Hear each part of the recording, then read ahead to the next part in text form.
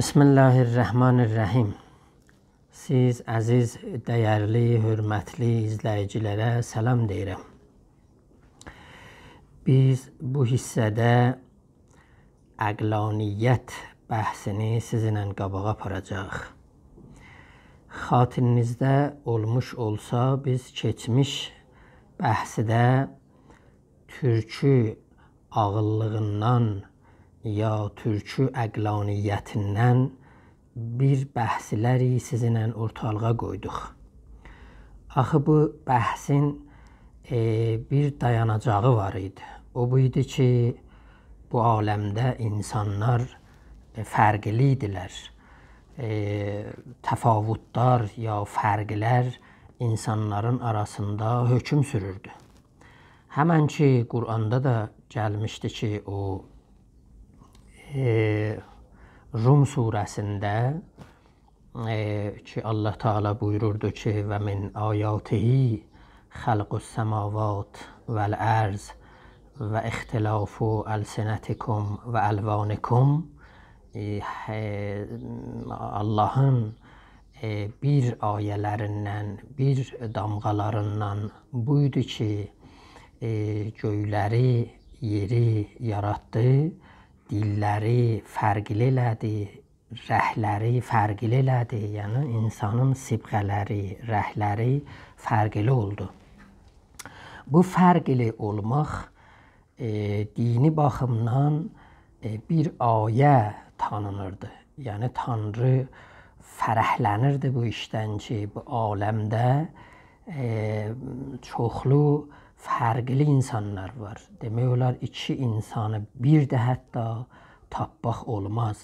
Bu tənəvvü, bu təkəssür demək olar, onun sevməsi idi, istəməyi idi, istəyi idi və bu bir dənə ayə tanınırdı.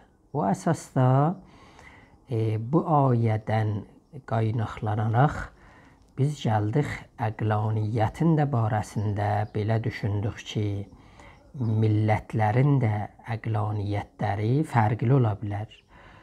Türk xalqı bir cür düşünə bilər, ərəb xalqı bir cür düşünə bilər, fars xalqı da bir cür düşünə bilər. Bu düşünməklər əlbəttə çoxlu şeylərdən etki ala bilər. Havadan ala bilər, təbiətdən ala bilər, coğrafiyadan ala bilər və daha o mərifətlərdən ki, bu əqlaniyyət oradan yararlanırdı. O əsasda ərəbidə əql o əynlə ki yazılırdı, ümumiyyətdə əql o eqal, bu mənidə idi ki, bir şey bağlamaqdır. Məsələn, dəvənin bağlamağına bir yerdə eqal deyirdilər. Amma türküdə əgər əqli biz əlif ilə yazsaydıq, ağılla yazsaydıq ki, o cür yazdıq, mühərrəf əqli baxdıq, orada bir etimolojik baxımdan baxsaq bir gözəl məna çıxır. Yəni orada bağlamaq deyil, orada bir işıqlıqdır. Axı ağlıq özü bir işıqlıqdır. Ağıl, yəni o ki, insan o gücdən, o qüvvədən yararlanır, bir işıqlığa əl tapır, işıqlığa əl tapır. Ağıllıq o mənadadır. Ərəbin içində ağıllıq odur ki, sən ondan yararlanırsan, özünü kontrola çəkirsən, yəni zəbt edirsən, məhar edirsən özünü, çox özgürlük əsarı getmirsən. Bir növ təqva ilə burada əqlin də bir qıssaca yaxınlıqları vardı. Hər halda o ki, Həzrət Əli əleyhissalam Nəhcü Bələğəsində buyururdu ki, mən təfəkkərə əbsərə, bu türkü düşüncəyə çox-çox yaxındır ta ərəb düşüncəsinə. Niyə? O Həzrət buyururdu, kimsə düşünsə, elə o roşən olar, yəni açıq aydınlaşar. Mən təfəkkərə əbsərə, kim ağıldan yararlansa, o düşünəcəkli insan olacaqdır, yəni roşən fikr olacaqdır. Roşən fikr istilahında ki, biz burada işlədirik, ya ziyalı işlədirik. Ümumiyyətdə də bu istilah belədir ki, burada bir tərsə düşüncə var. Bir sıralarının etiqadı buna görədir ki, roşən fikir həmandır ki, Batı fəlsəfəsinin yeni dünyasından ondan tanış olubdu. Ona roşanfikir ya ziyalı insan deyirlər. Halbuki bu adam ki, Qərbin fəlsəfəsində əsirdir, bu adam eləyə bilənməz roşanfikir olsun. Niyə? Çünki orada masonların girinə keçibdir. Orada onların pəncələrinin əlinin altındadır. O adam da ki, milli fəlsəfəsini bilmir, o adam da eləyə bilməz roşanfikir olsun, ziyalı insan olsun. Pəs demək olar ki, milli insan nə deməkdir? Milli insan odur ki, milli bunun istilahları olsun, milli bunun kələmələri olsun, bunun milli dili olmalıdır. O kələmələrdən, o sözlərdən bu yararlanmalıdır. Yoxsa sən Batı dünyasının istilahlarından yararlanasan, ondan bəhrə aparasan, o filsufların sözlərini müftəsinə o yanda, bu yanda xəşləyəsən, biz ona milli insan deyə bilənmənik. Çünki bu istər-istəməz özünü neyniyibdir, o fəlsəfənin ixtiyarına qoyubdur. Hər halda türkü ağıllılıq ya türkü əqlaniyyətin 6 dənə özgülükü vardı, ya xəsisəsi vardı ki, biz keçmiş hissədə bunları sizinlə ortalığa qoyduq. Ən birincisi bu idi ki, etidali idi. Yəni, türkü əqlaniyyət mütədil bir əqlaniyyətidir. Nə ifratı var idi, nə təfriti var idi. İkincisi bu idi ki, bu dövlətə fikir verən idi, dövlətə düşünən idi, dövləti qurmaq idi. Niyə? Çünki bu dövlət əsasında həm törəni qoruyacaqdı, həm ədaləti yayacaqdı, həm zülmə qarşı çıxacaqdı, həm rifah və barış gətirəcəkdi. Bu da ikinci xəsisəsi idi. Üçüncüsü dil. Dili bəsləmək idi, dilə dayanmaq idi. Türkü əqlaniyyət dil baxımından da güclü olmuşdu. Biz o Manas əsərinə inədik, işarə elədik və çoxlu həmasələri ki, yaranıbdı bu dildə. Dördüncüsü dini qəbul eləmək idi, ya dinpəziri dər vaqa. Dini bəsləmək, dini qəbul eləmək, dini öz əqlaniyyətinə yol vermək, bu da türkü əqlaniyyətin bir xəsisələrindən sayılırdı ki, neçələrini biz orada ad apardıq. Ki, onu ələn bir-iki dənə də artıracaq. Beşincisi, bu əqlaniyyətin xəsisələrindən, türkü əqlaniyyətin xəsisələrindən tədbir-i bəqa idi. Bu tədbir-i bəqa, yəni insanların, təbiətin, çevrənin qalmağına, qalarcılığına nə düşünmək lazımdır, nə etmək lazımdır. Bu tədbir-i bəqa idi. Və demək olar, altıncısı təsamuh və təsahuludur. Bu əqlaniyyət özgə dinlərə, özgə dillərə çətin tutmurdu.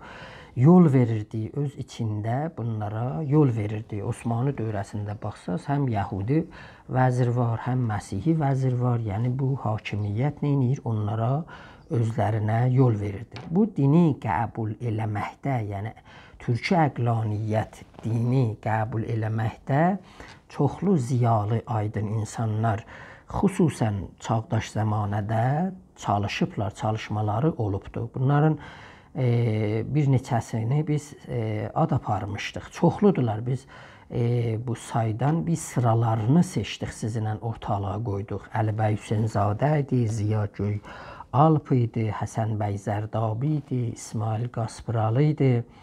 Demək olar, Əli Mərdan bəy Topçubaşı idi. Bunlardan örnək üçün sizinlə ortalığa qoyduq. Məsud Ərbəkan idi. Demək olar ki, örnək üçün İsmail Qaspıralı deyirdi ki, yeniləməyə təhcə eğitim və öyrətimlə siz eləyə bilərsiniz, çatasınız. Yəni, nosaziyə, müasirləşməyə siz eləyə bilərsiniz, amuzüş o pərvəriş ilə eğitim və öyrətimlə eləyə bilərsiniz, çatasınız. Bu da mümkün deyil, ancaq siz öz ana dilinizi öyrənməklə, ana dil, yəni təlim və tərbiyyət, bunu siz öyrənməlisiniz. O əsasda o belə düşünürdü. Ya Əli Mərdan bəy Topçubaşı çağdaş zəmanədə türkü ağıllılığın yönəlişində, yəni həmin cəhətgirisində bir etkili bir insan olubdu. O, müsəlmanların ittifaqı örgütündə iştirak edirdi. Bəlkə demək olar ki, birinci mütəfəkkir idi ki, Tezar bayrağının altında türk müsəlmanlara xudmuxtarlıq demək olar, özgürlük istəyirdi. 1917-ci ildə müsəlmanların müvəqqət Milli Şurasının icrasının komitəsini bu adam düzəldir. Orada o komitənin üzvlərində elə Məmməd Əmin Rəsulzadə, Fətəli xan Xoyski də o təşkilatın üzvlərindən idi. Azərbaycan Cümhuriyyətini o zaman dünyaya tanıtdıranların ən birincisi bu adam olmuşdu. Hər halda biz bunları sizinlə demək olar ortalığa qoyduq. İndi biz gəlirik demək olar ərəbi əqlaniyyətinə. Ərəbi əqlaniyyəti də tarix boyu aşamlar, dövrələr keçidibdir. O Samilərdən, Finiqilərdən, Babillərdən ona görə o təcrübələri qoruyub və neyniyibdir, saxlayıbdır. Ərəblərin içində İslam zuhur edərkən bir ayrıca bir dəyişikliklər olundu. Ərəblər müasir zamanədə də bir para dərdli, ziyalı insanlar gəldilər ərəbin bu əqlaniyyətini çalışdılar ki, müasir zamanə ilə neynəsinlər, barışdırsınlar. Elə o xəsisələri ki, biz sizə saymışdıq, demək olar, türkü əqlaniyyətin barəsində bir ikisini o yan bu yan eləsək, demək olar, çox biz ərəb əqlaniyyətinə yaxınıq. Ərəb əqlaniyyəti də elə dil bəsləyəndir, dili güclüdür, dilpərvər demək olar. Bu Lisanul Ərəb kitabı 80.000 kələmədən çoxdur. Çoxlu bunun istilahları vardır. Din ilə çox rahatçılıq ilə bu barışıbdır. Elə Məsihiyyətlə, Yahudiyyətlə, İslamla, bunlarla neyniyibdir, barışıbdır. Bir mətin bir dil olub. Yəni bu dilin içində mətnlər olubdur, ağır mətnlər. O nümunədən bir örnək üçün demək olar, elə Qur'anın özüdür ki, bir ağır mətn demək olar sayılır və bu dildə yaranıbdır bu. Və demək olar dördüncüsü nədir? Bu dil alış-verişçidir ya ticarətə düşünəndir. Əql bazari did و taciri آغاز کرد o Mevlana deyildi. Bu elə ərəb əqlaniyyətinə çoxtər və çoxlu düz hesablanır. Çünki niyə Məkkə ilə Mədinənin ticarəti onun əlinin altındaydı. Bu əsasda nə idi? Bu əqldə belə neyniydi? Ticarətə, alış-verişə fikirləşirdi. Hər halda bu ərəb əqlaniyyətinin içində bir sıra ziyalı insanlar gəlirlər, bu əqlaniyyəti neyniyirlər? Yeni dünya ilə barışdırırlar. Ki, mən gələn bölümdə, gələn hissədə bunları sizinlə ortalığa qoyacağam. Sağ olasın.